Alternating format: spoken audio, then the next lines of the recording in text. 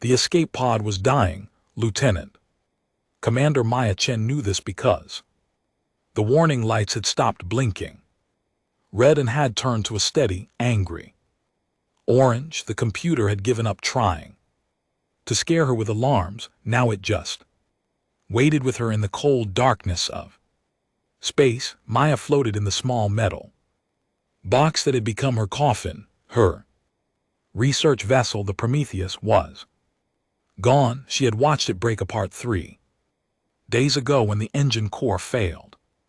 The explosion had thrown her escape pod into the void like a stone thrown into an ocean. Now she drifted somewhere at the edge of known space, far from any shipping lane, far from any colony, far from Earth. The oxygen meter showed 4 hours remaining. The beacon had died on the first day. No one was coming. Maya was 34 years old.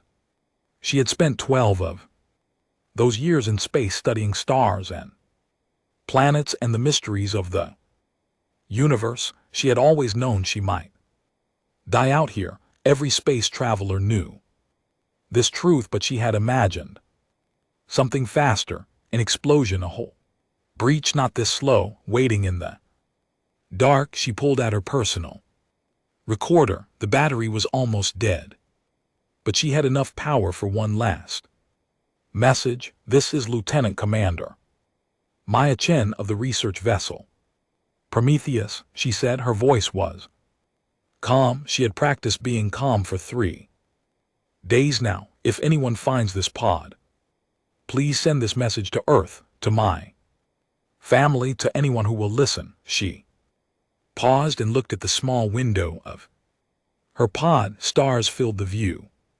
Millions of them, billions, each one a sun. Perhaps with planets, perhaps with life. Yet the universe was so big, humanity was so small. I'm not afraid, Maya continued. I want you to know that I am sad that I will not see Earth again. I am sad that I will not see my mother again, or my sister, or my friends. I will miss the rain and the ocean and the feeling of wind on my face, but I am not afraid. She took a deep breath. The air already tasted thin. I believe in humanity. I know that sounds strange, coming from someone dying alone in space, but I have seen what we can do. I have seen us reach for the stars when we could have stayed safe on our little planet. I have seen us choose hope over fear again and again, even when hope seemed foolish. We are not perfect.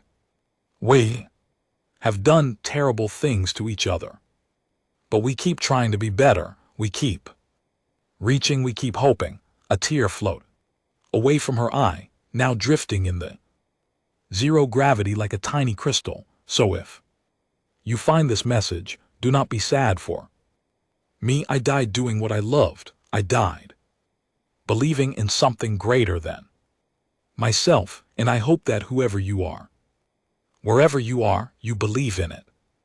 To believe in humanity. Believe that we can be more than we are. Believe that the universe is not empty and cold, but full of possibility. She smiled at the recorder. This is Maya Chen signing off. May the stars guide you home. She turned off the recorder and closed her eyes. The cold was creeping in now. The heating system had failed hours ago. She wrapped her arms around herself and waited for the end. She did not see the light that appeared outside her window, far away in a ship that was larger than most human cities, when an ancient being named Serenthi watched the small metal pod on her viewing screen. The pod was tiny against the vastness of space, smaller than a grain of sand on a beach. But Serenthi could see the life sign inside. One heartbeat, one breath, one small flame of consciousness in the endless dark. Serenthi was old. She had been alive for more than 12,000 Earth years. Her people, the Veleri, lived for a very long time. They had learned many Things in their long lives, they had learned how to travel between stars. They had learned how to reshape matter and energy. They had learned how to build ships that could cross the galaxy in days instead of centuries, but most importantly, they had learned the cost of violence. 10,000 years ago, the Velari had nearly destroyed themselves. They had built weapons that could crack planets and extinguish stars. They had used those weapons on each other in a war that lasted for 300 years. When the war finally ended, their civilization was in ruins. Billions were dead. Their home world was burned and poisoned. Shell, the survivors made a promise.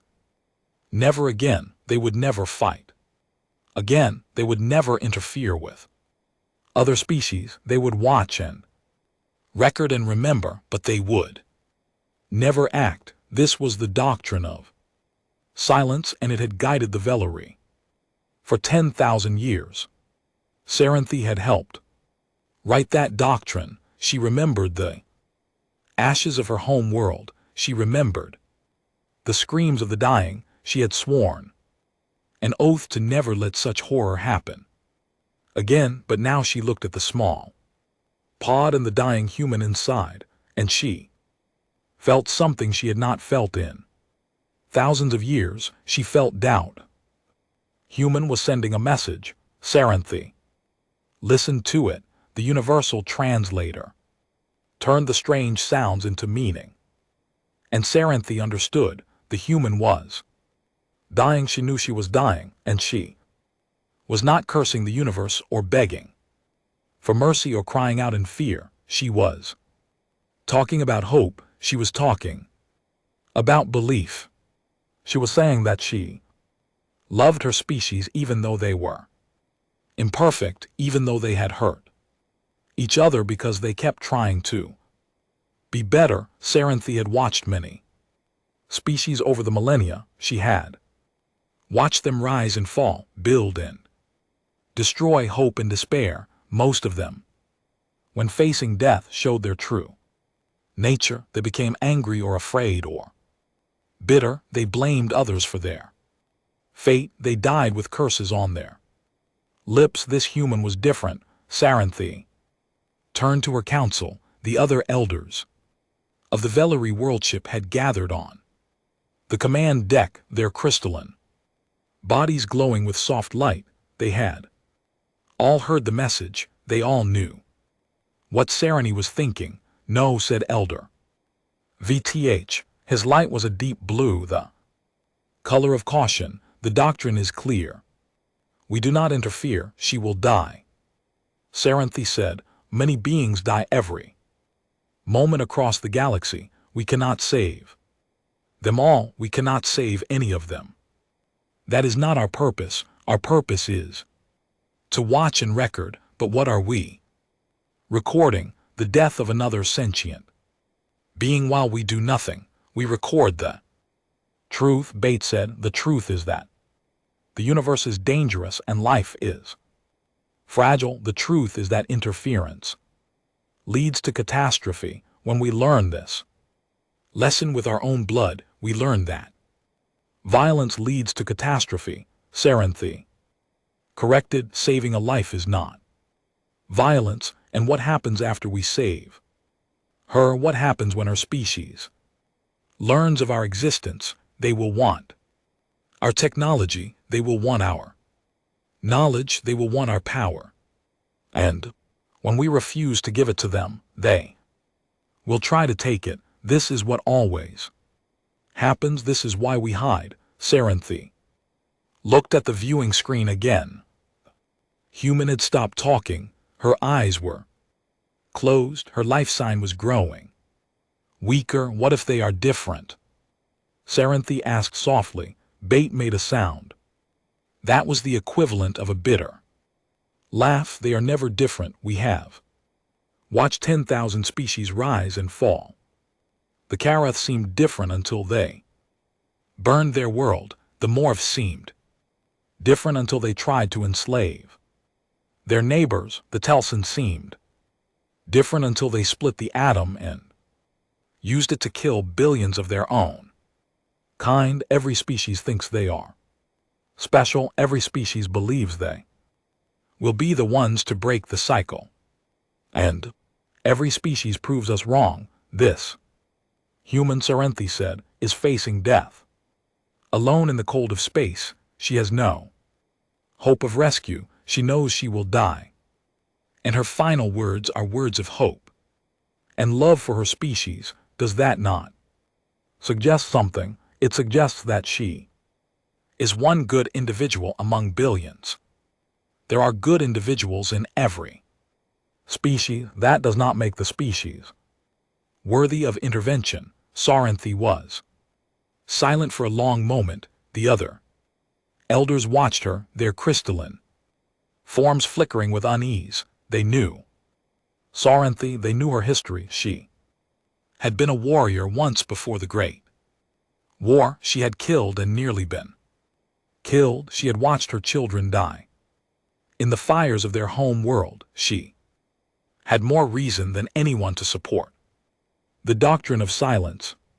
But she also had something else. She had memory. She remembered what it felt like to be young and hopeful. She remembered what it felt like to believe that the universe held more than just death and destruction. She had lost that feeling long ago, crushed under the weight of millennia and tragedy. Now listening to this dying human talk about hope, she felt something stir inside her, something that had been sleeping for 10,000 years. I am going to save her, Serenthi said. The council erupted in protest. Lights flashed in colors of alarm and anger. One voices overlapped in a chaos of objection. You cannot. The doctrine forbids it. You will doom us all. Serenthi raised her hand and the voices fell silent. She was the eldest of the elders. Her authority was absolute. Even if she rarely used it, I will take responsibility, she said. If this decision brings harm to our people, the fault will be mine alone, but I cannot watch this being die while we do nothing. I cannot record another death and call it wisdom. I have recorded enough deaths to fill 1,000 libraries. I am tired of recording. I want to act, and what of the consequences? FTH demanded. I will accept them, whatever they are. She turned to the control interface and began entering commands. The world ship changed course, moving toward the tiny escape pod that drifted in the darkness.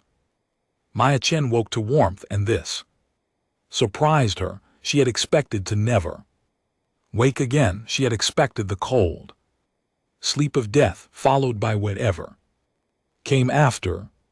Instead, she felt warm air on her skin and soft light on her eyelids. She opened her eyes. She was lying on a bed in a room that seemed to be made of crystal. The walls glowed with soft shifting colors. The ceiling was transparent, showing stars above.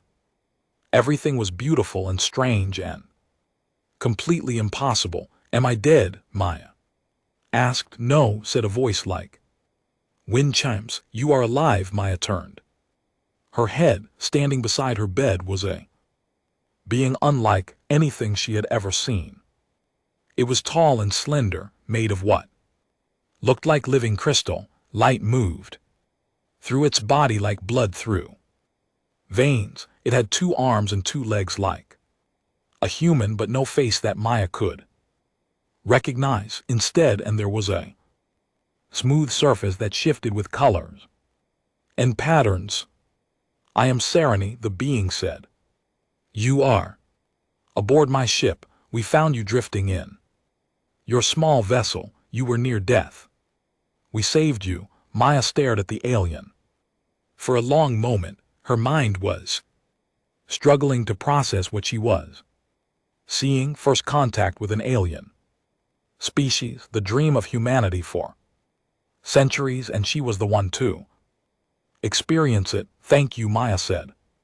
Finally, her voice was rough from disuse. I don't understand why you saved me, but thank you. I saved you because of your message. Saranthi said the words. You spoke before you thought you would die. They moved me. My message. Maya tried to remember what she had said. It felt like a dream now. I just said what I felt. I said I believed in humanity. Yes, you were alone and dying and you spoke of hope. You spoke of your species with love, even though you acknowledged their flaws. This interested me. Maya managed to sit up. Her body felt weak but whole. Whatever technology these beings had, it was far beyond anything humans had developed. Who are you? Maya asked. Where do you come from? Are there others like you? We are the Velarathi, Saranthi said. We have existed for a very long time. There are many of us spread across the galaxy in ships like this one. We watch and record the universe, but we do not interfere with other species. Usually, but you interfered with me. Yes, I broke our most sacred law to save you. The consequences of this choice are still unknown. Maya felt a weight settle on her shoulders. She had been saved. But at what cost? I don't want to cause problems for your people, she said. If you need to return me to where you found me, I understand. Saranthi made a sound that Maya somehow understood was laughter. You would accept death to avoid causing us difficulty. I wouldn't accept it happily, but I wouldn't want my life to come at the expense of your people. Saranthi was silent for a moment. When she spoke again, her voice was softer. You continued to surprise me. Human, most beings, when offered life, would take it without thought for the cost to others. You consider the cost. You offer to pay it yourself. That's just basic decency. Ma said. It's nothing special. It is more special than you know. Over the following months, Mia lived among the Velarathi. She learned about their history and their culture. She learned about the Great War that had nearly destroyed them and the doctrine of silence that had guided them ever since. She learned about the hundreds of species they had watched rise and fall over the millennia. In return, she taught them about humanity. She played them human music and read them human poetry. She told them stories of human heroes and human villains, human triumphs and human failures. She told them about the wars and the peace treaties, the genocides and the healings, the hatred and the love. They listened to everything. They recorded everything, and slowly they began to change their opinion of humanity. Your species is strange, Saranthi told Maya. One day they were standing in the observation deck watching stars drift past. You have the capacity for great cruelty. What's your history is filled with violence and injustice. By every measure we used to evaluate young species, you should have destroyed yourselves long ago, but we didn't. Mia said. No, you didn't. Every time you came close to the edge, something pulled you back. Every time you built weapons capable of ending your civilization, you found reasons not to use them. Every time your hatred threatened to consume you, your love proved stronger. We're not perfect. We're not even close to perfect. No, but you keep trying. That is what makes you different. Maya looked at the stars. Somewhere out there was Earth, her home, her people. She missed them terribly. But she was also grateful for this experience. She was learning so much. She was seeing the universe from a perspective no human had ever seen before. What happens now? She asked. All right, I can't stay here forever. My people will think I'm dead. When You are strong enough, I will return you. To your home, Saranthi said. I will give you the coordinates of this region. Of space, if your people are truly different, if they are truly capable of choosing a better path, then perhaps one day they will come to find us, and if they do, what then? Saranthi's crystal body flickered with complex patterns of light. Then we will see if my faith in your species was justified. We will see if the doctrine of silence should remain unbroken, or if it is time for the Velarathi to rejoin the galaxy. Maya felt the weight of this responsibility. She was just one person. How could she carry the hopes of two species on her shoulders? I'll do my best, she said. That's all I can promise, that is all anyone can promise, Saranthi replied. The choice of what to do with that best is what defines a species. I saved one human. What humanity does next will determine whether that choice was wisdom or folly. The day of Maya's departure came too soon. The Velari had built her a new ship, small but powerful, capable of crossing the vast distance back to human space in just a few weeks. They had healed her completely and given her gifts of knowledge that would take human scientists decades to understand. Saranthi came to see her off. Remember what I told you, the elder said. We will be watching, not to judge but to see if your kind is truly different. Then prove it. Not with words but with choices. Every day, every moment you choose what kind of species you want to be. Choose wisely. Maya embraced the alien, feeling the strange warmth of living crystal against her skin. Thank you, she said, for saving my life, for believing in us. Thank you, Saranthi replied, for reminding me what hope feels like. Maya climbed into her ship and left the world ship behind. As she flew toward home, she carried with her the weight of an impossible trust. One ancient being had broken 10,000 years of sacred law to save her. One choice had been made. Now it was humanity's turn to choose. Maya Chen's return to Earth was the biggest news story in human history. Her ship appeared at the edge of the solar system on a Tuesday morning, broadcasting identification codes that had been declared dead 3 years ago.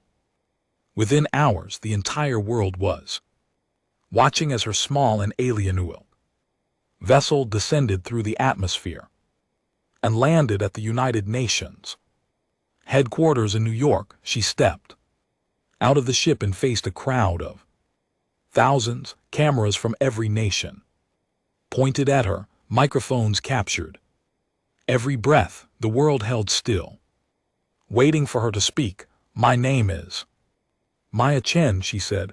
I was lost in space 3 years ago. I was dying and something saved me, something wonderful. An ancient and kind. They call themselves the Velari, and they want to know if we are worth believing in. The silence that followed was absolute. Then the questions began.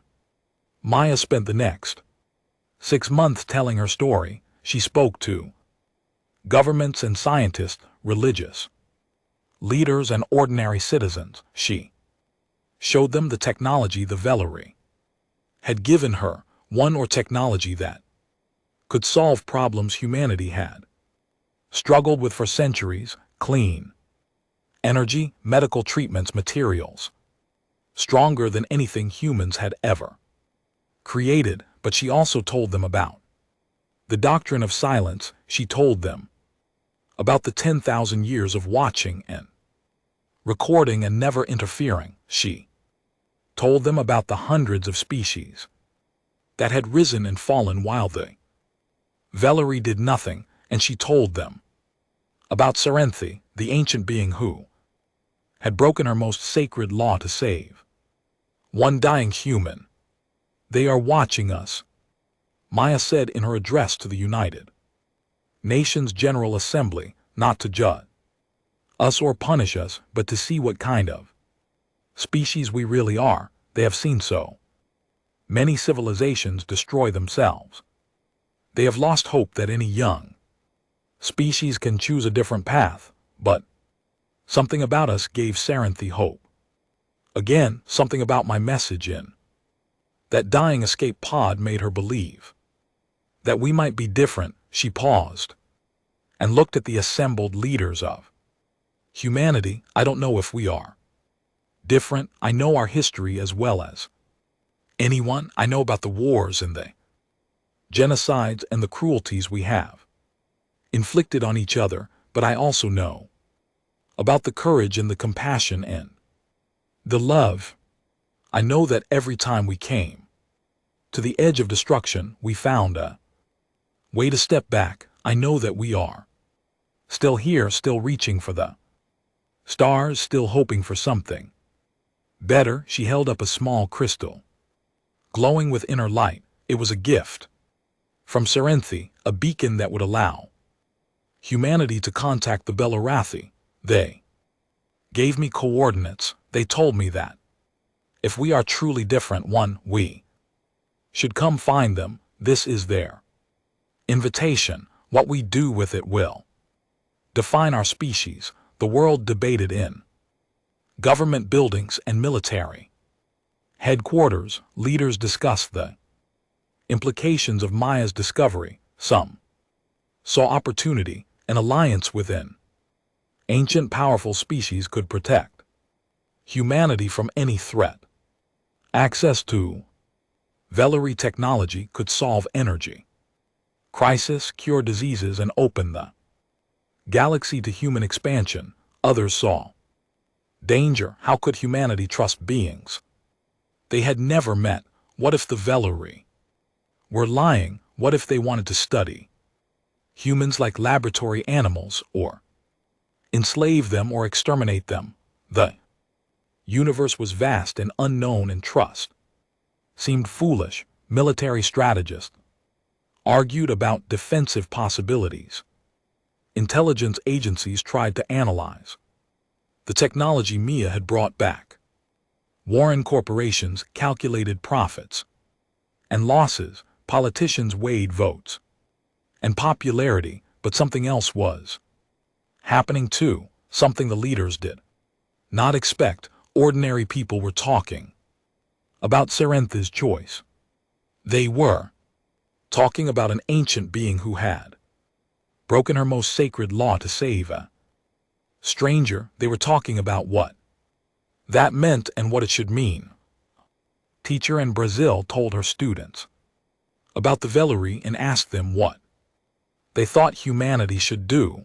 The students wrote essays and made art and composed music about hope and choice and being worthy of trust. One student, a girl named Isabella, he wrote a poem that went viral across the internet. She was dying in the dark, cold, and alone. Among the stars, a stranger saw her light and chose to break the ancient night. Now the question falls to us. What kind of species will we become when someone believes in us? The poem was translated into every language. It was painted on walls and sung in streets. It became a symbol of something larger than any government or corporation could control. Religious leaders spoke about the meaning of Saranthe's choice. Some said it was a sign from God, a test of humanity's worthiness. Others said it was a challenge from the universe, a chance to prove that conscious beings could be more than their worst impulses.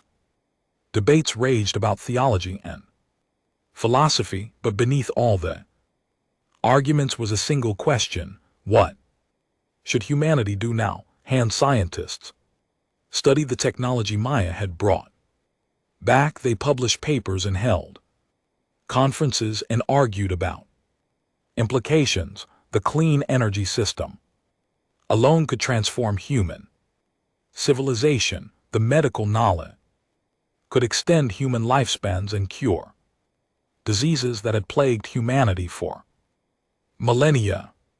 But every piece of technology came with an unspoken question: are we ready for this? Do we deserve this? Movement began to form. It had no single leader and no formal organization. It was made up of millions of people around the world who felt something stirring in their hearts. They called themselves the worthy, though they did not claim to be worthy of anything. They simply believed that humanity should try to be worthy, did not demand that governments take any particular action, and they did not protest or riot or make political statements. Instead, they made small choices in their daily lives. They were kinder to strangers. They helped their neighbors. They chose hope over fear and compassion over anger. They believed that if enough people made enough small choices, the sum of those choices would make humanity worthy of serenity, sacrifice. Maya watched all of this unfold with a mixture of hope and worry. She was becoming a symbol, something she had never wanted to be. People called her the bridge, the one who connected humanity to the stars. They asked her for guidance and wisdom, as if she had answers that no one else possessed. But Maya was just a scientist. She had no special wisdom. She had simply been in the wrong place at the wrong time, or perhaps the right place at the right time. She had spoken words from her heart, and those words had changed everything, but she did not know what should happen next any more than anyone else. Years passed. The debate continued. Governments could not agree on a unified response to the Valerie invitation. Some nations wanted to send expeditions immediately. Others wanted to wait and study more. Others wanted to ignore the invitation entirely and pretend that nothing had changed. Maya grew older. The fire of her return faded into the background noise of history. New crises demanded attention. Wars and famines and disasters filled the news. The question of the Valerie became just another issue among many, argued about by experts and ignored by most ordinary people who had more immediate concerns. But the worthy movement continued to grow quietly, slowly, and it spread through human civilization like roots spreading through soil. It was not a religion or a political party. It was simply a way of thinking about choices. Every choice matters. Every act of kindness or cruelty shapes what humanity becomes, and somewhere out there, someone is watching to see what we choose. Maya was 73 years old when the sky filled with ships. She was in her garden in Northern California, tending to roses that her mother had planted decades ago. Her mother was long dead now, and her sister too. Maya had never married, never had children. Her life had been consumed by the weight of being the bridge, a role she had never asked for and could never escape. She heard the news alert on her communication device. She looked up at the sky and saw darkness spreading across the blue. Ships, thousands of ships, more ships than she could count. They were not Belarathi ships. The invasion force belonged to a species called the KTH. They had traveled across the galaxy, conquering and consuming everything in their path. 17 civilizations had fallen to them over the past 1,000 years. Now they had come to Earth. Their message was broadcast on every frequency, in every language, to every corner of human civilization. Primitive beings of this planet, we are the Keth Dominion. Your world and all its resources now belong to us. Your people will serve us as labor units. Resistance is inefficient and will be punished. You have 90 standard cycles to prepare for. Integration. This is not a negotiation. This is your new reality. Accept it. Humanity did not accept it within hours. Only the world's governments had put aside their differences and formed a unified defense command. Weapons that had been pointed at each other for decades were now aimed at the sky. Every ship, every soldier, every scientist was mobilized for the defense of Earth. But even as they prepared to fight, the military leaders knew the truth. They had seen the KTH fleet. They had analyzed its technology. The math was simple and brutal. Humanity could not win this fight. Their most powerful weapons were like toys compared to K technology. Their fastest ships were slower than KE scouts. Their best defenses would hold for perhaps a few days before crumbling. They were going to lose. Everyone knew it. They prepared to fight anyway. Maya was summoned to the Emergency Command Center in Geneva. The leaders of the world wanted to speak with her. She was still the bridge. Even after all these years, she was still the one who had met the Belarathi. She was still the only hope anyone could think of. Can you contact them?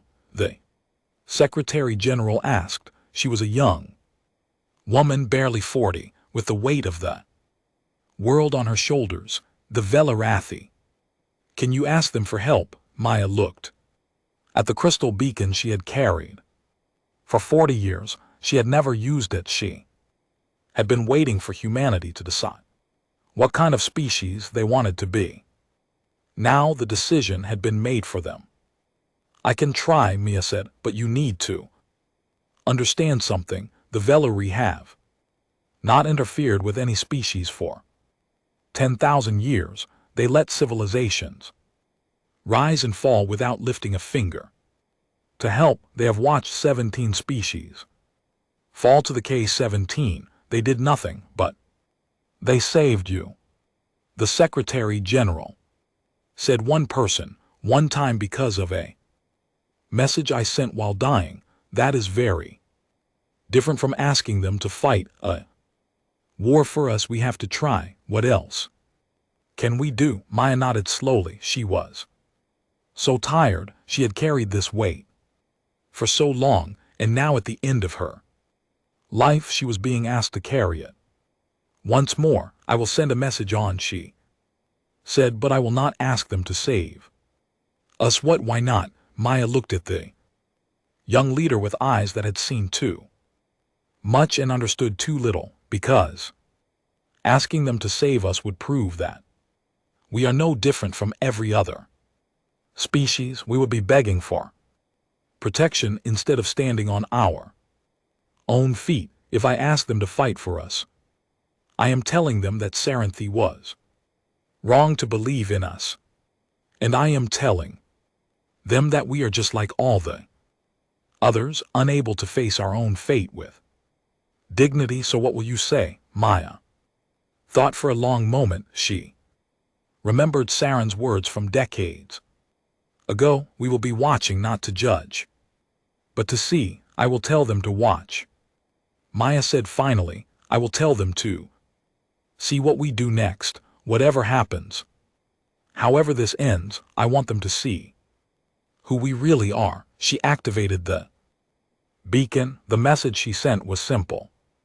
It took her only a few minutes to compose. When she was finished, she transmitted it toward the coordinates burned into her memory for 40 years. This is Maya Chen. You saved me once. I am not asking you to save us again.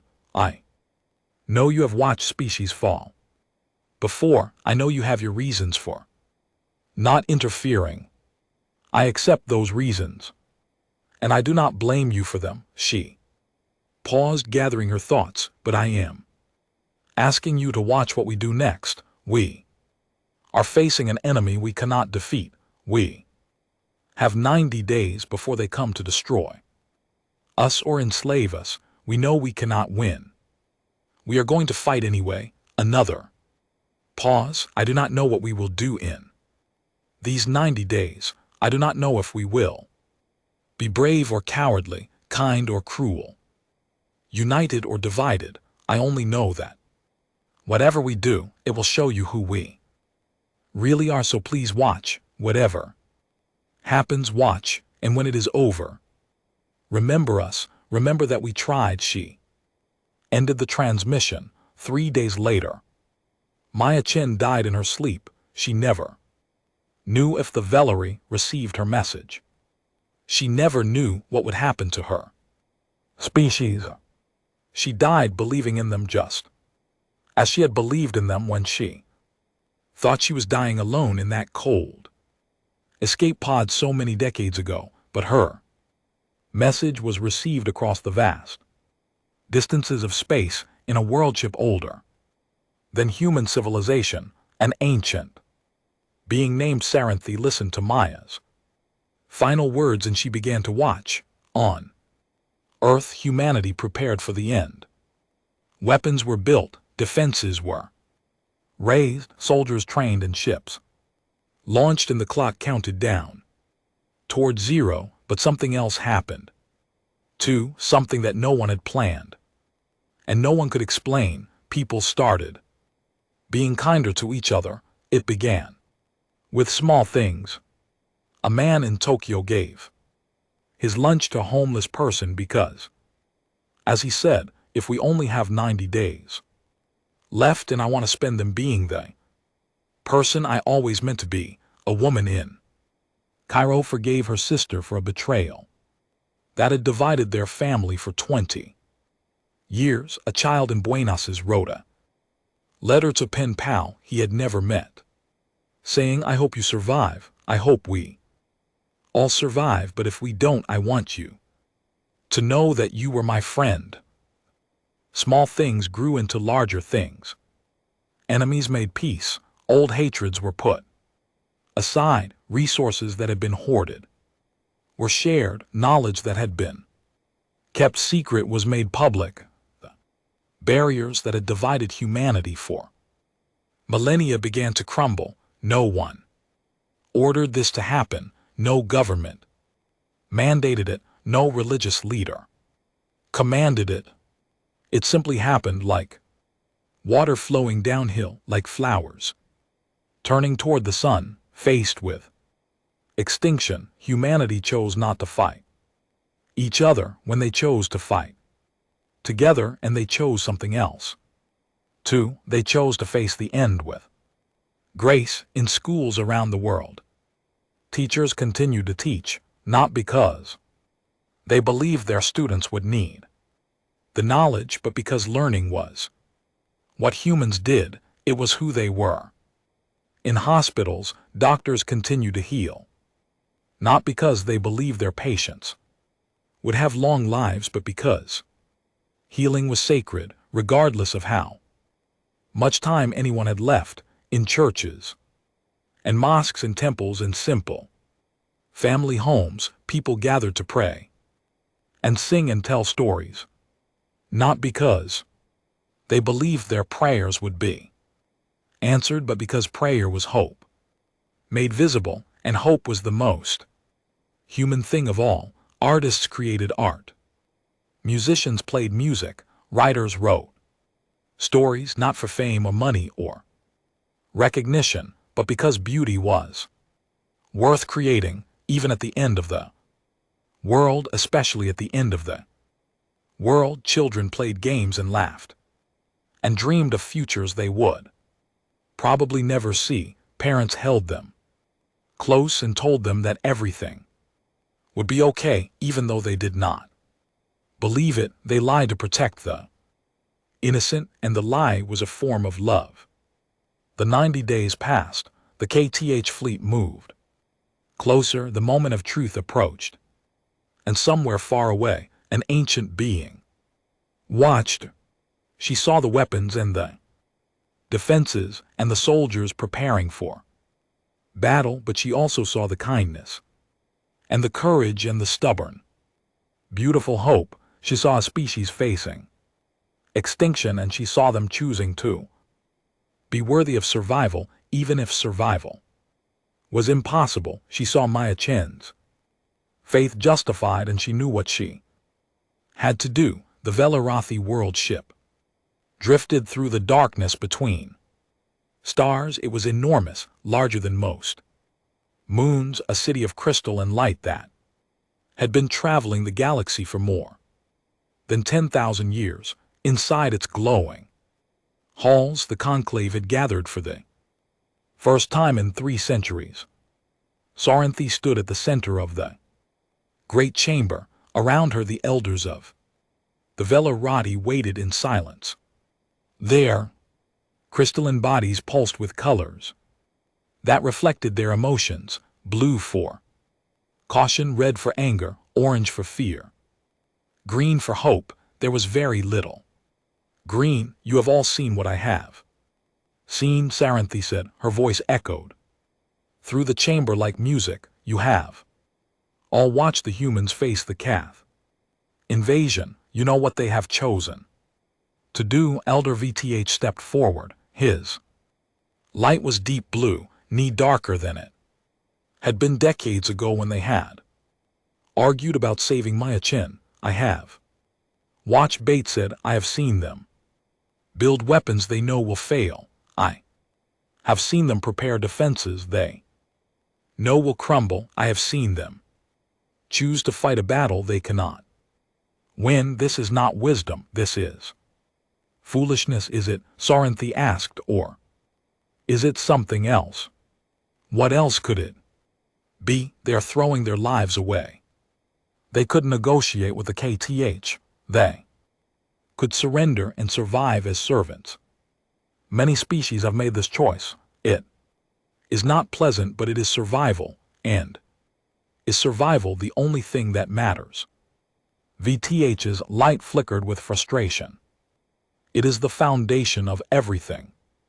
Without survival, nothing else is possible. The dead cannot grow or learn or change. They are simply dead.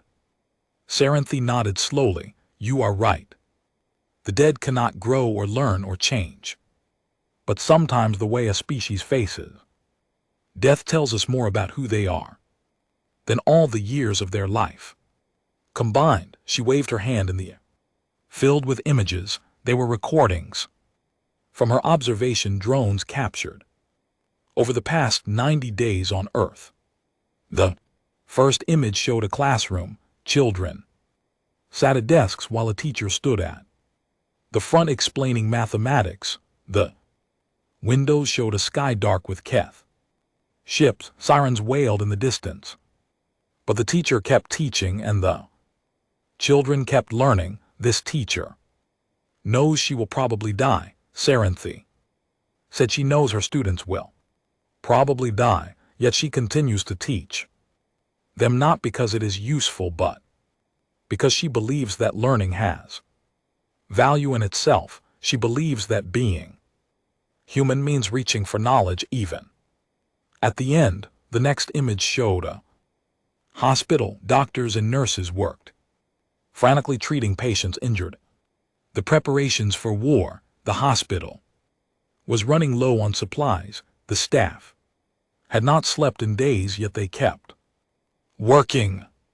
These healers could be with their families. Saranthi said they could be spending their last days with loved ones, holding each other, saying goodbye. Instead, they are here saving lives that may be ended in hours or days. Why? Because healing is who they are. It is not what they do. It is what they are. More images followed.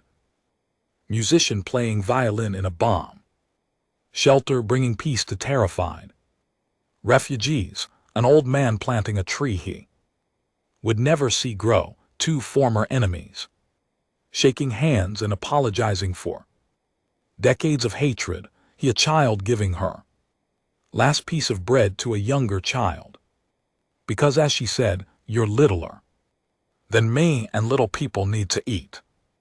The elders watched in silence. Some of Their lights began a shift, blue fading to green. I have watched many species face extinction, Saranthi said.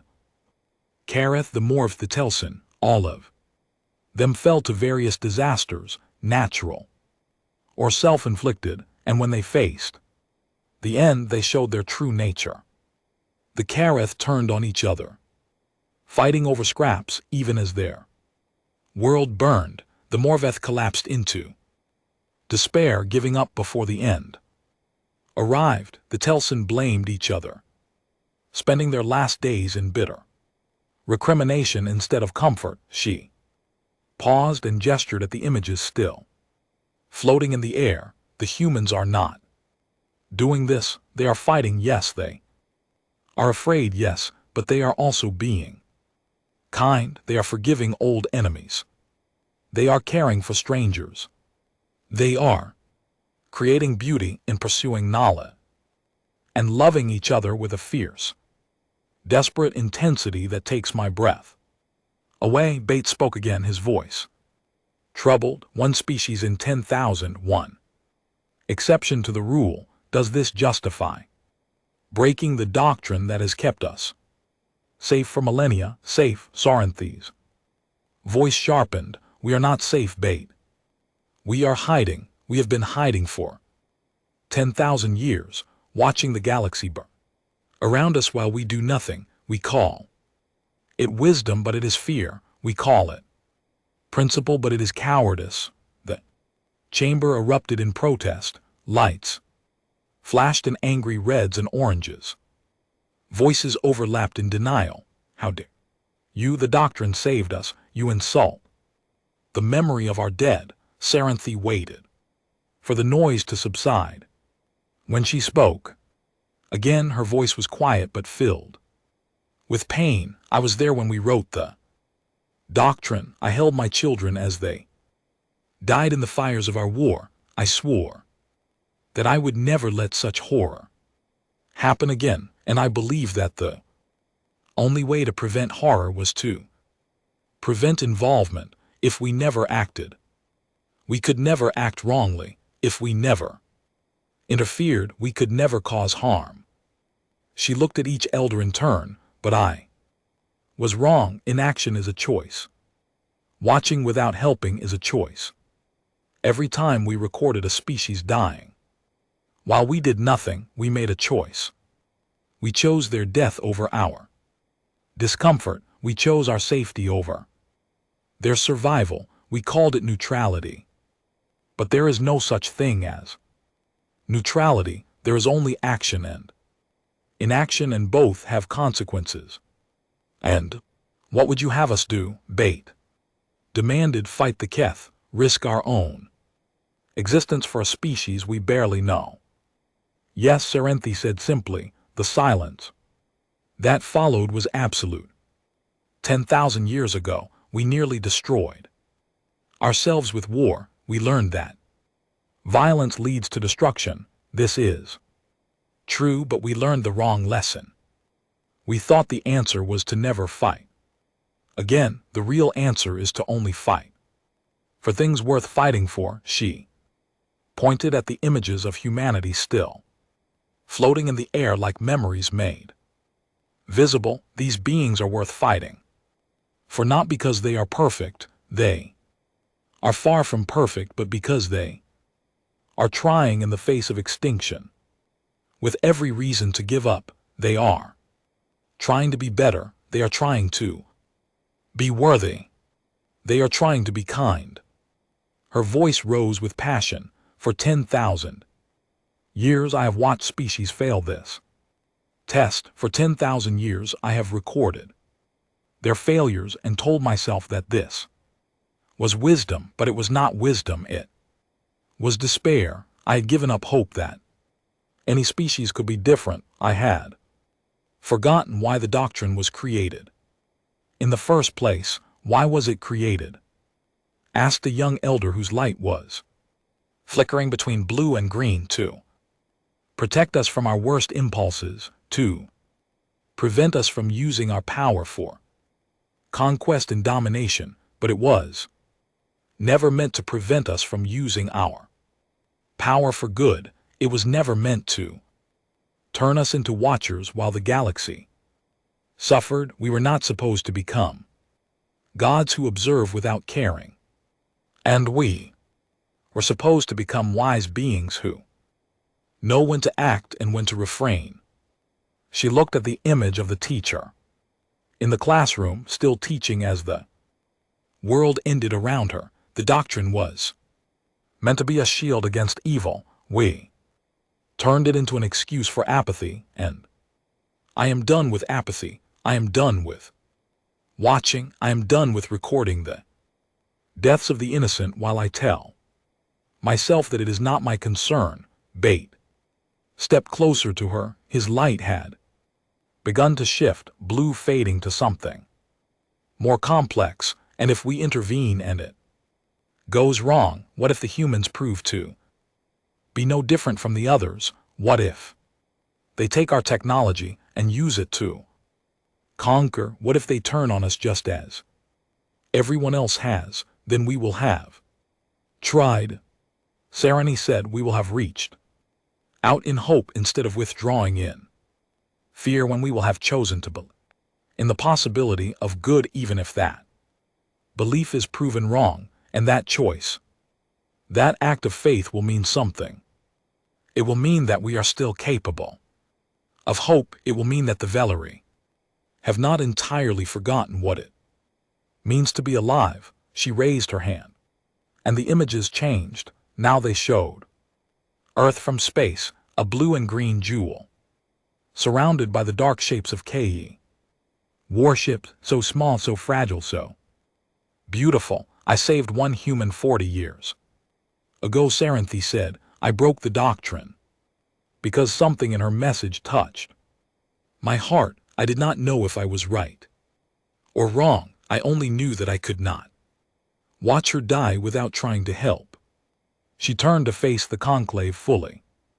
That human is dead now. She died 3 days ago after sending me a message asking me to watch what her species would do in their final days. She did not ask me to save them. She only asked me to see them, to remember them, to witness their struggle, whatever form it took. Her voice cracked with emotion. I have seen them. I have seen them choose kindness over cruelty, hope over despair, love over hate. I have seen them face extinction with grace, and I cannot watch them die without trying to help. Not again, not anymore. She straightened to her full height, her crystal body blazing with light. I am going to Earth. I am going to fight the K. I am going to break the doctrine in the most complete way possible. Any of you who wish to join me may do so. Any who wish to remain here and continue watching may do that too. I will not force anyone to act against their conscience. Hey, but my conscience demands that I act. She began to walk toward the exit of the chamber. Serenity, Bates' voice stopped her. She turned to look at him. The old Ellers's light had changed completely. It was now a deep, vibrant green. I am tired of watching too, he said. I have been tired of it for longer than I wanted to admit. You are right. The doctrine was never meant to make us cowards. It was meant to make us wise, and the wisest choice I can think of is to stand with those who choose hope over despair. He moved to stand beside her. I will come with you. One by one, the other elders made their choice.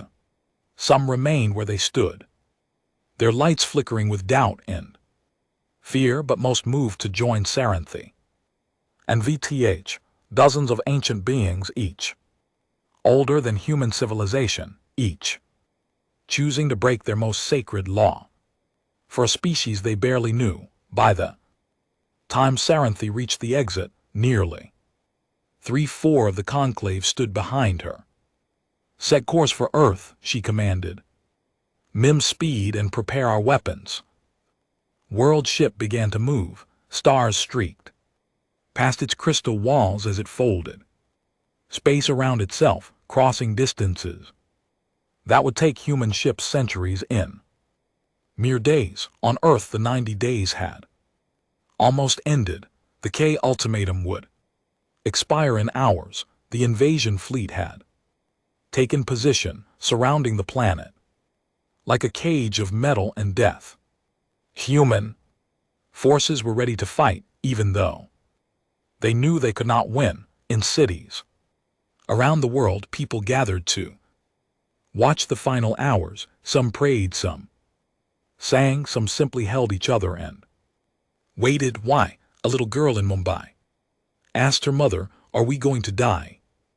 Her mother held her close and thought about lying, but she had promised herself that if the end came, she would face it with honesty. "I don't know, little one, maybe, but whatever happens, I want you to know that I love you, and I am proud of who we are. We fought, we tried, we chose to be brave instead of afraid. That matters even if we lose." Why does it matter if we lose? Because who we are is not defined by whether we win or lose. It is defined by the choices we make. We chose to be kind to each other. We chose to hope. We chose to fight for our world instead of giving up. Those choices are beautiful and nothing can take them away from us. The little girl thought about this for a moment, then she smiled. "What I hope we win, though." Her mother laughed through her tears. "Me too, little one, me too." Above them, the KTH fleet began to move into attack formation. The final battle was about to begin, and then between one breath and the next, the sky changed. A light appeared, not the harsh light of K weapons, but a soft golden glow that seemed to come from everywhere. At once, the darkness of the invasion fleet was pushed back by radiance. Valerie worldship emerged from folded space like a sun rising at midnight. It was enormous, larger than anything the Keth or the humans had ever seen. Its crystal surface blazed with power, and its presence filled the sky like hope. Made visible, for a long moment nothing moved. The KTH fleet held position. Human defenders waited. The Valerie ship simply floated there, a light pouring from its surface. Then Saranthi's voice echoed across every frequency, heard by humans and Keth alike. "This species is under our protection. Withdraw." The KTH commander, a creature of brutal efficiency who had conquered 17 civilizations, considered his options. He had heard legends of the Crystal Ones, ancient beings who had once reshaped stars, but those legends were 10,000 years old. Perhaps the Velarathi had grown weak. Perhaps they were bluffing. Perhaps they had forgotten how to fight. He gave the order to attack. Key weapons fired. Beams of energy that could crack continents streaked toward the world ship. For an instant, it seemed like the gamble might pay off. Then the Valerie responded. What happened next took 11 minutes. Moa, the humans who watched it, would never forget those minutes for as long as they lived. They would tell their children and grandchildren about the day the sky caught fire with crystal light. Valerie had not forgotten how to fight. They had simply chosen not to fight for 10,000 years. Now reminded of why fighting could be worthwhile, they unleashed power that humanity could barely comprehend. KET ships dissolved into atoms. Energy beams were caught and redirected. The vast invasion fleet, which had seemed unstoppable hours ago, was scattered like leaves in a hurricane. When it was over, not a single KET ship remained. The sky was clear except for the world ship, still glowing with soft golden light. And then Slowly the world ship began to descend. It came down through the atmosphere like a falling star in reverse, wing it. Settled over the United Nations headquarters, casting a shadow of light instead of darkness, and from its shining surface, a bridge of crystal extended down to the earth below. Saranthi walked down that bridge alone. Her crystalline form caught the sunlight and scattered it into rainbows. She moved with the grace of a being older than human memory, and yet also with the hesitation of someone who was not sure of her welcome. A crowd had gathered. Thousands of people watched in silence as the ancient alien approached. No one knew what to say, no one knew what to do. Then a young woman pushed through the crowd. She was Maya Chen's granddaughter, and she carried a bouquet of flowers in one hand and a letter in the other. Elder Saranthi, she asked, her voice trembling. Saranthi stopped. She looked at the young woman and saw the echo of Maya in her features. You are Maya's family. Yes, she died 3 days ago, but she left this for you. She always believed you would come. The young woman held out the letter. Saranthi took it with hands that seemed almost too delicate to exist. She opened it and read the words that Maya Chen had written in the last days of her life. Thank you for watching. Thank you for seeing us. We tried to be worth it. Whatever you need, whatever we can give, we are with you now.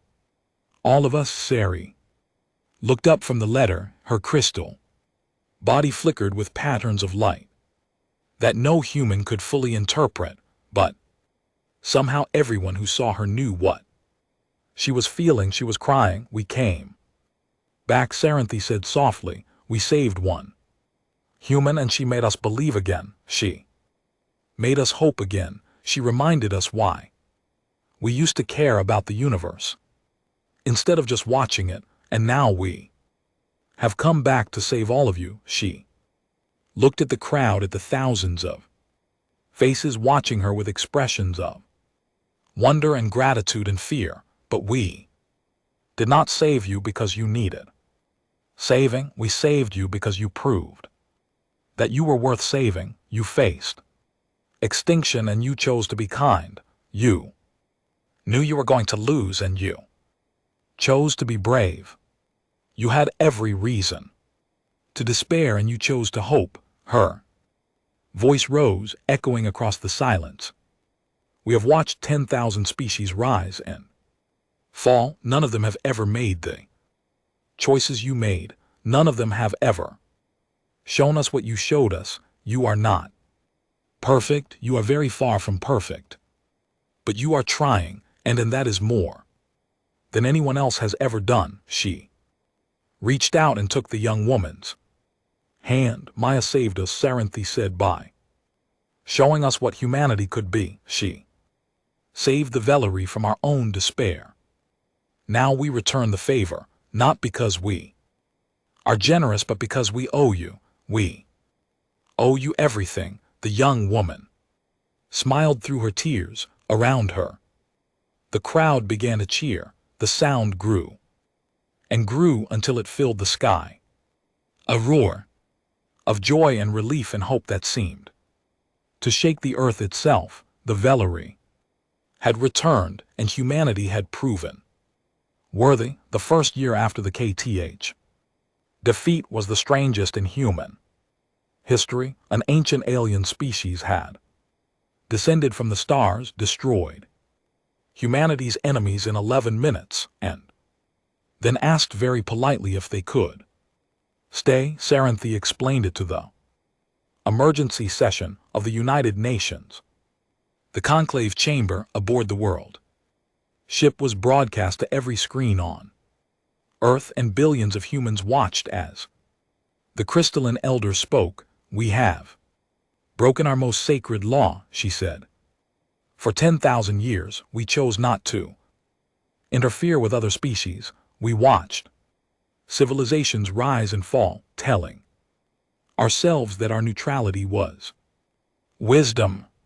But Maya Chen showed us that neutrality is just another word for abandonment. She showed us that watching someone die when you could save them is not wisdom, it is cowardice. The world leaders listened in silence. They were still processing the fact that aliens were real, that those aliens had saved humanity from enslavement, and that those aliens were now asking for something in return. Fee, we do not ask for tribute or service, Saranthi continued. We do not want your resources or your obedience. What we want is much simpler and much more difficult. What do you want? The Secretary General asked. We want partnership. We want to learn from you, and we want to teach you. We want to help you grow, and we want to grow ourselves.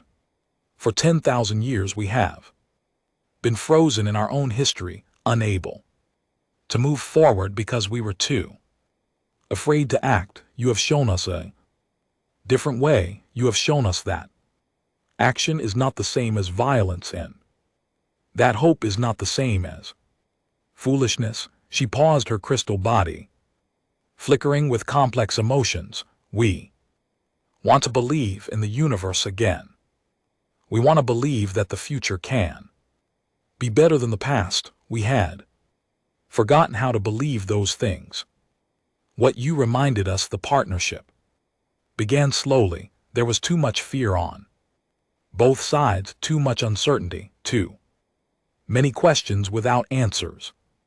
Humans were afraid that the Velarathi would control them. The Velarathi were afraid that humans would disappoint them.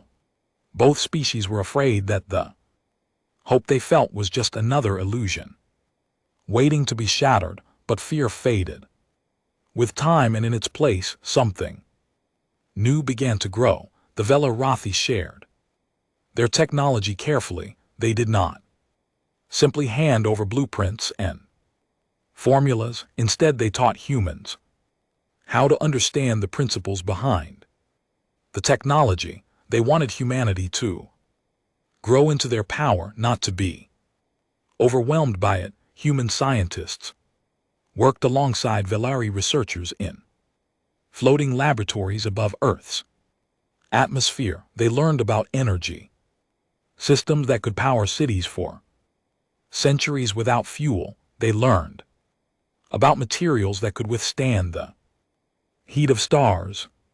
They learned about medicine that could cure diseases that had plagued humanity since the beginning of time. But the learning went both ways. The Velarathi had been frozen for 10,000 years, locked in a pattern of observation and inaction. They had forgotten how to create, how to innovate, how to dream. Humans, with their chaotic energy and their endless desire to make things, began to remind them. A young human artist named Thomas Rivera was invited to the worldship to study aesthetics. He spent a year learning about their crystalline architecture and their light-based art. Then he created something entirely new, a sculpture that combined human materials with light, creating a work that seemed to be both solid and liquid, both still and moving. The Velari who saw it were stunned. They had not seen original art in millennia. They had been so focused on recording and preserving that they had forgotten how to create. Thomas's sculpture reminded them of something they had lost. You are strange beings, Saranthi told Thomas when she visited his studio.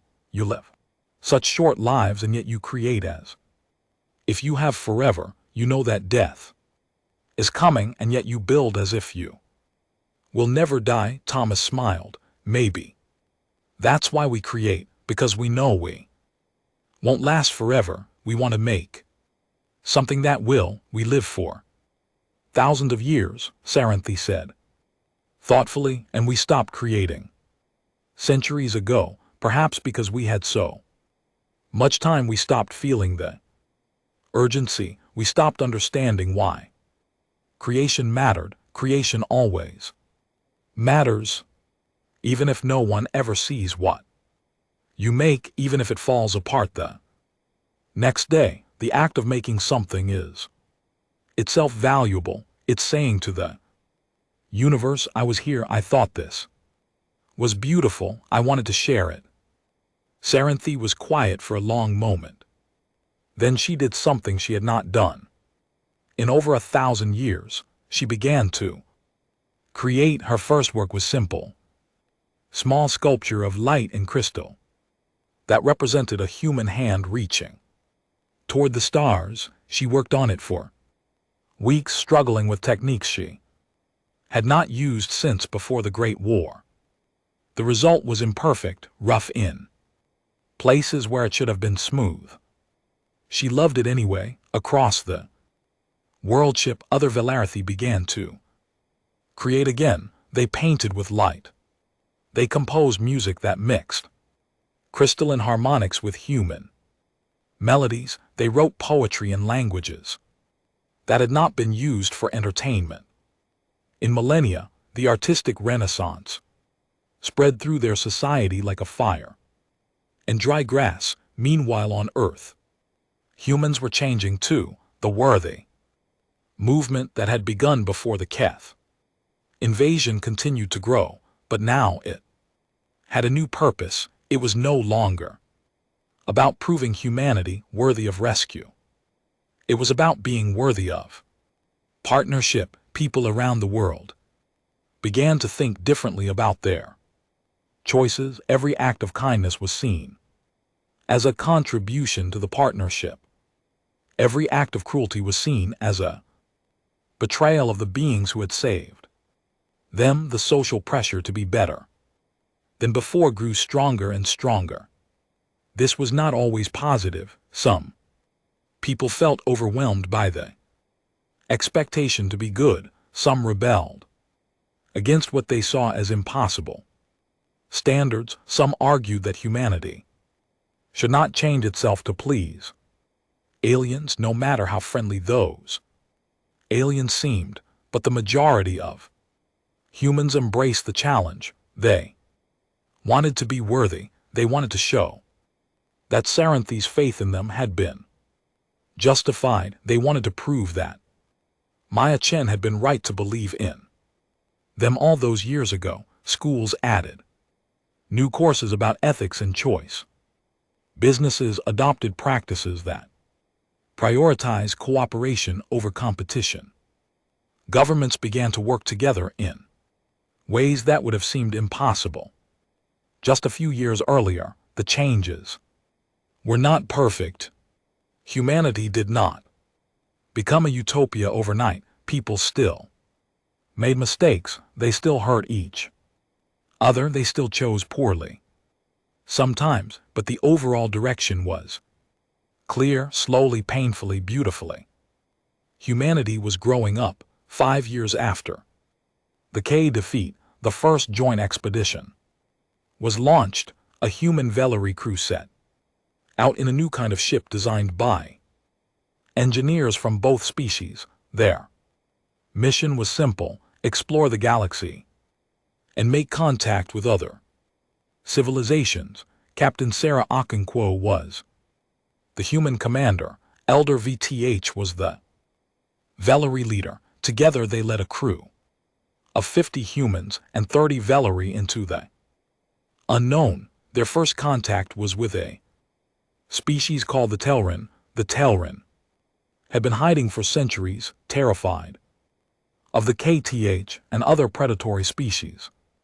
They had watched the events at Earth from a distance, and they could not believe what they had seen. You are the species that the Crystal One saved, the Telrin ambassador asked. He was a small being with 6 limbs and enormous eyes, and he seemed unable to stop trembling. Yes, Captain Okonkwo said, and we are here to offer you the same thing they offered us. The same thing.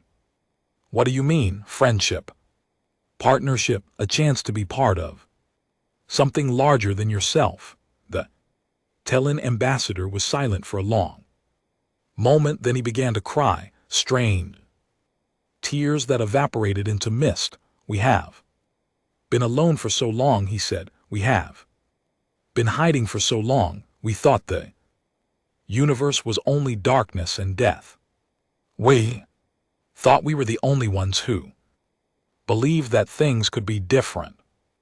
Captain Akunk reached out and took one of his many hands. You're not alone anymore. None of us are. The Alliance grew. The Telrin joined, and then the Mora, and then the Jestin. Species that had hidden for centuries began to emerge. They came to Earth in the world ship, seeking the safety and partnership that the human Vellery Alliance offered. Not all of them were peaceful. Some had spent so long hiding that they had become paranoid and suspicious. Some had developed their own traditions of violence that they were reluctant to abandon. The Alliance had to learn how to deal with difficult members, how to set boundaries without abandoning hope, but the core remained strong.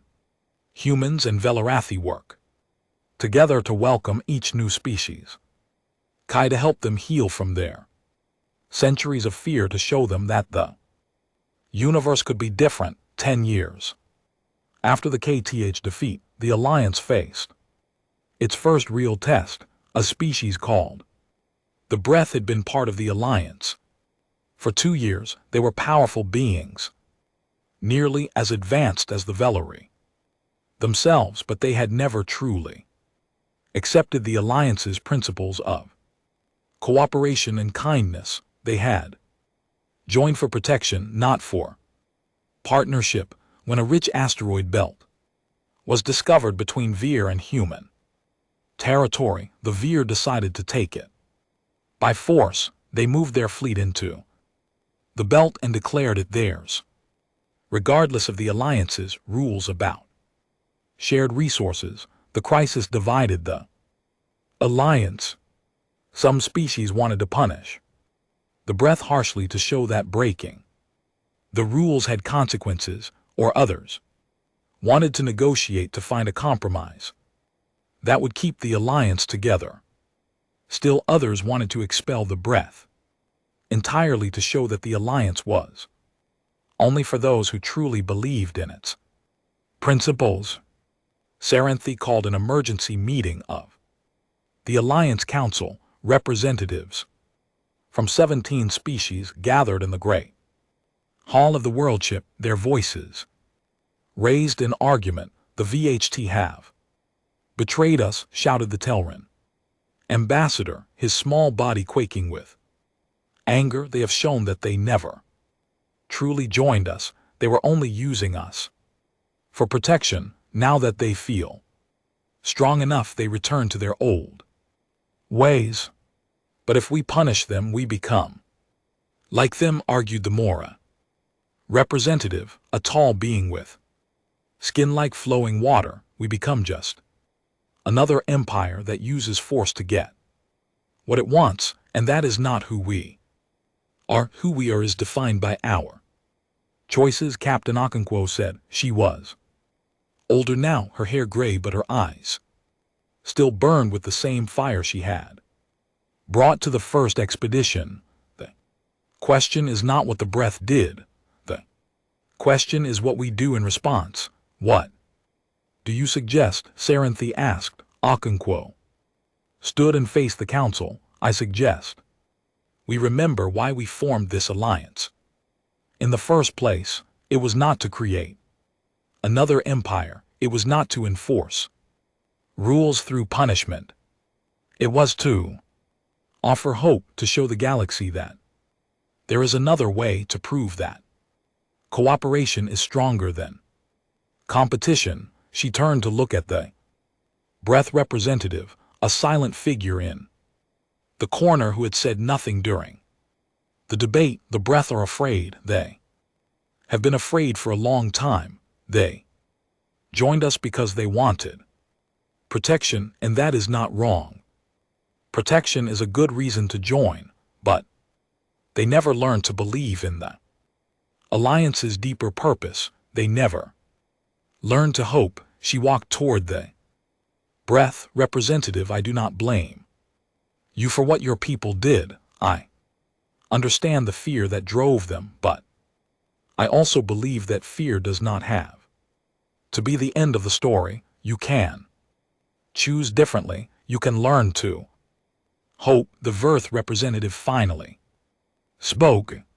His voice was deep and rough, like stones grinding together. You think hope is so easy. You think we can just choose to believe after centuries of struggle and loss. Your species had one crisis, one we have faced dozens. We have been conquered and freed and conquered again when we have learned that the universe is cruel and that the only thing that matters is power. And yet you are here. Akono said you joined the alliance. Some part of you wanted to believe that things could be different. Some part of you hoped. The breath was silent. The asteroid belt is not worth destroying what we have built. Akono continued. If your people need the resources, we will help you find other sources. If they need security, we will provide it, but we will not give up on you. We will not expel you from the alliance because you made a mistake. That is not who we are, and if we refuse, if we keep the belt and challenge your authority, Akono smiled sadly, then you will face the consequences of that choice, not punishment for the sake of punishment, but the natural result of choosing isolation over partnership. You will lose access to shared technology. You will lose the protection of the alliance. You will be alone again, just like you were before. She held out her hand. Or you can choose differently. You can admit that your people acted out of fear, and you can commit to learning a better way. You can stay part of this family, not as servants or subjects, but as partners. The choice is yours. The breath representative looked at her hand. For a long time, the council held its breath. Then slowly he reached out and took it. We will withdraw from the belt, he said, and we will try to learn this hope you speak of, but it will not be easy. Nothing worthwhile is easy, Akono said, but it is possible. That is all any of us can ask. The crisis was resolved. The alliance survived. Why? And something important had been proven. The principles of the alliance were not just pretty words. They could be applied. Even in difficult situations, they could be maintained even when compromise seemed impossible. Saranthi watched the handshake between the human and the breath, and she felt something she had not felt since the early days of her very long life. She felt proud of the humans who had shown that their grace under pressure was not just a one-time thing, but a consistent part of who they were. Proud of the alliance, which had faced its first real test and emerged stronger, and proud of herself for making the choice to save Maya Chen.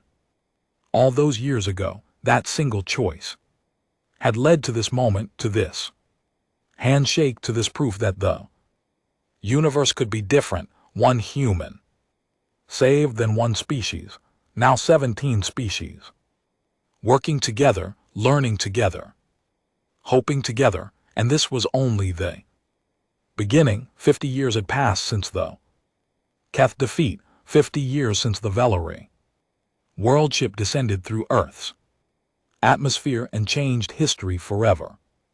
50 years since humanity proved that it was worth believing in. The galaxy was a different place now.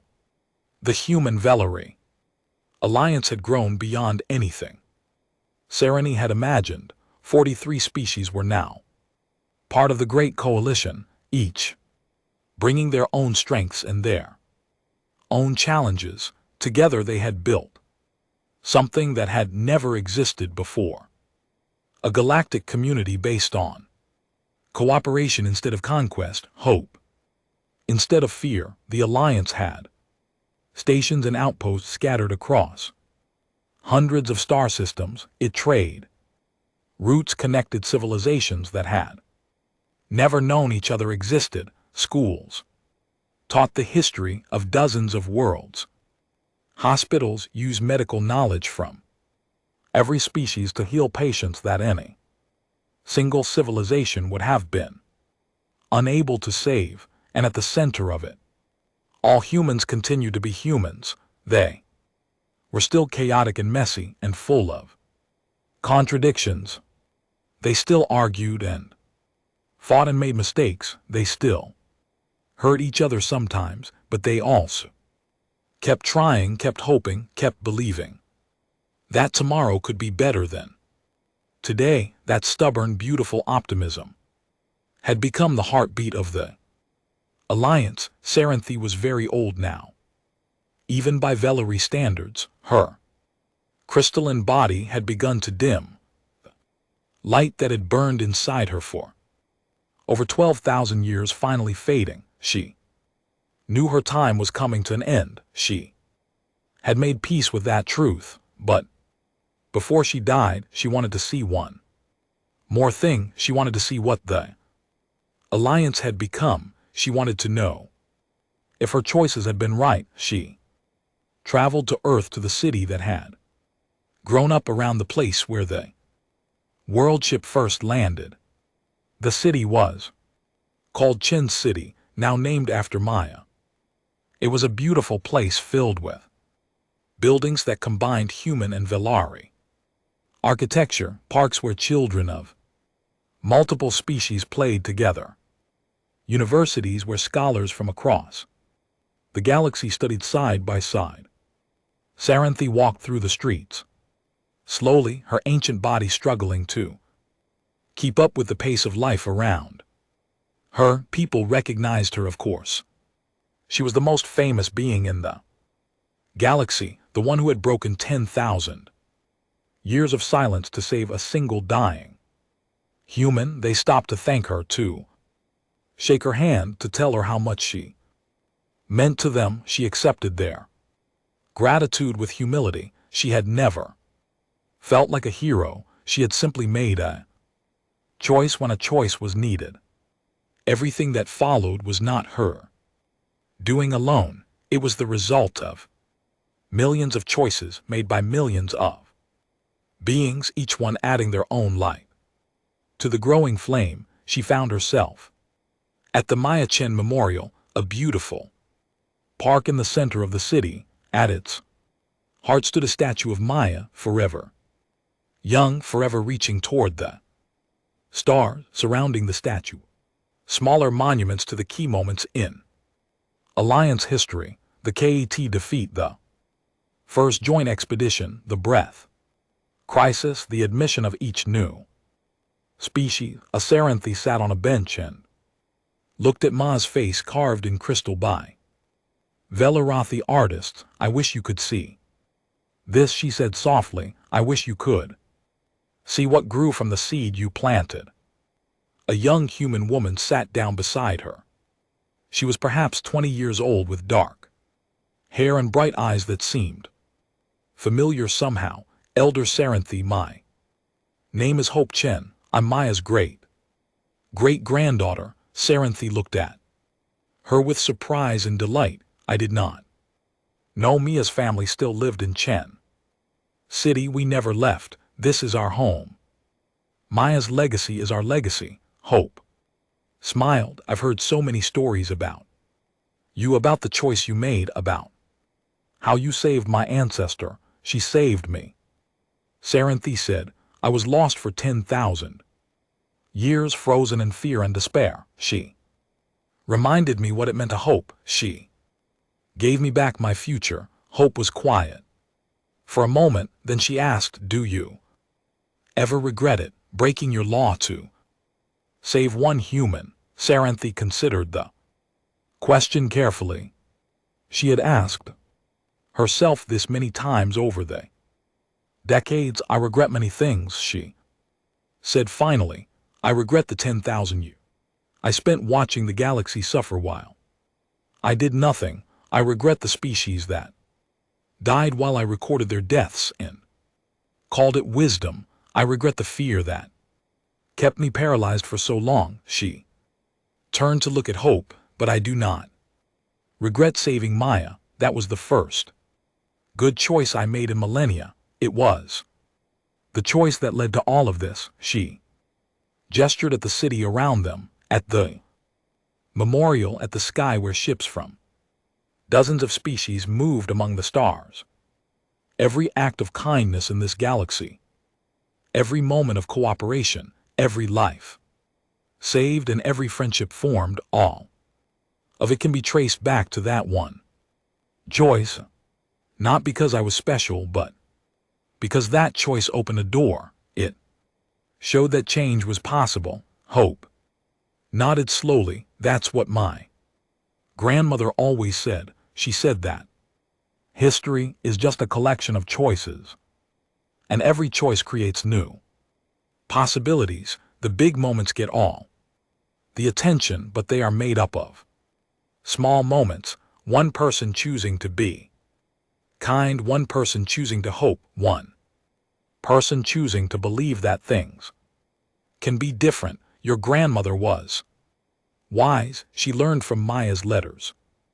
Maya wrote a lot in her final years. She wrote about you and about the Valerie and about what she hoped humanity would become. Way those letters are part of our family's treasure. Saranthe felt a warmth in her fading heart. I would very much like to read those letters if your family would permit it. Of course, your family too, in a way, Maya always said. You were the one who first believed in us. She said that your faith was what made everything else possible. They sat together in comfortable silence, watching the people pass by, humans, and walk side by side, their differences obvious but their friendship clear. Children of multiple species chased each other through the park, their laughter mixing into a single joyful sound. Distress signal interrupted the peaceful moment. Every communication device in the city lit up with an emergency alert. Saranthe and Hope both checked the message. A ship on the far edge of explored space had encountered a new species. This species was in crisis. Their son was dying, and they did not have the technology to escape. They had, perhaps 10 years before their world became uninhabitable. They were sending a desperate plea for help to anyone who could hear them. Within minutes, the Alliance was mobilizing. Ships were being prepared. Rescue plans were being drawn up. Engineers from a dozen species were calculating how many refugees could be transported and how quickly. Medical teams were gathering supplies. Diplomats were preparing to make first contact with a civilization that had never known the galaxy was full of friends waiting to help them. Saranthe watched the organized chaos with wonder. This was what the Alliance had become. Civilization that responded to a stranger's distress call, not with suspicion or calculation, but with immediate overwhelming help. Will you be joining the rescue fleet? Hope asked. Saranthe shook her head sadly. I am too old for such journeys now. My light is nearly spent, but I am glad to see that my species will be there alongside humans and all the others. I am glad to know that the work will continue after I am gone. Hope took her hand gently. Would you like to watch the launch? My family has a viewing platform on the roof of our building. You can see the whole sky. I would like that very much. They walked together through the streets. The old alien and the young human. People made way for them, recognizing Saranthe and treating her with the respect due to a living legend and some reached out to touch her crystal surface. As if seeking a blessing, she accepted their gestures with patience and love. The viewing platform was beautiful. Wide terrace covered with flowers from earth and crystal sculptures from the Bellarati home world, hopes extended. Family was already gathered there. Several generations of Maya Chen's descendants, they welcomed Sarenthia as one of their own, guiding her to the best seat, bringing her refreshments, making sure she was comfortable. As the sun began to set, the rescue fleet launched. Ship after ship rose from the spaceport, each one carrying beings dedicated to saving strangers they had never met. Velari crystalline vessels flew alongside human steel ships. Telrin scouts darted between larger transports. Mara medical frigates moved with careful precision. Even a VHTH battleship had joined the fleet, its weapon systems modified to protect rather than destroy. The sky filled with light as the ships accelerated toward the stars. It was the most beautiful thing Sarenthi had ever seen. This is what we are now, Hope said softly. This is what you helped us become. Sarenthi was silent for a long moment. When she spoke, her voice was barely a whisper. I saved one human. I thought I was just making a small choice, following my heart instead of my head. I did not imagine that it would lead to this. That's how it always worked. Hope said the biggest changes start with the smallest choices. You chose to save Maya. She chose to believe in humanity. Humanity chose to be worthy of that belief. The Velari chose to believe in us too, and now here we are, saving another species. Well, because that's who we are now. Tears flowed from Sarenthi's eyes, crystalline drops that caught the last light of the sun and scattered it into rainbows. I am ready to die now, she said. I have seen enough. I have seen the future I helped create, and it is beautiful. I have seen the choice I made bear fruit beyond my wildest dreams. I have seen the galaxy begin to heal. Hope held her hand tighter. Not yet. Stay a little longer. Watch the stars with us. Sarenthi smiled, her crystal face flickering with complex emotions that humans had only begun to understand. A little longer. Then, for Maya's sake, for humanity's sake, for the sake of all the species we have yet to meet, and all the choices we have yet to make, they sat together as the night deepened and the rescue fleet disappeared among the stars. The sky was full of light, not just from the stars themselves, but from the ships moving between them, carrying hope and help to every corner of the galaxy. Somewhere out there, a dying species was about to learn that they were not alone.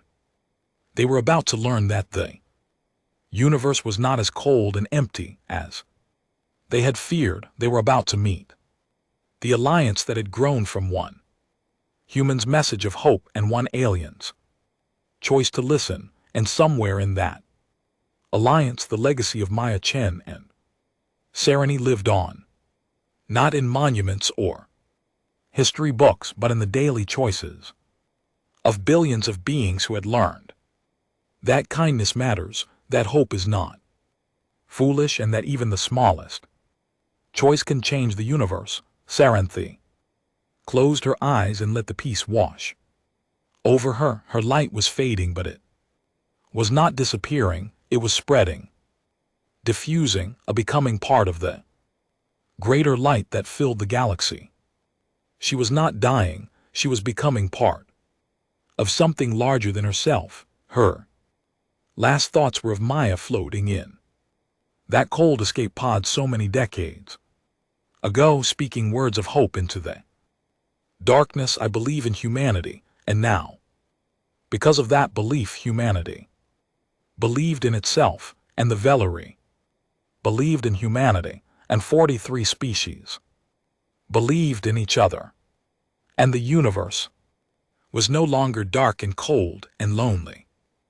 It was full of light, it was full of hope, it was full of choices, each one creating new possibilities, each one adding to the great tapestry of existence. Serenthi had saved one human.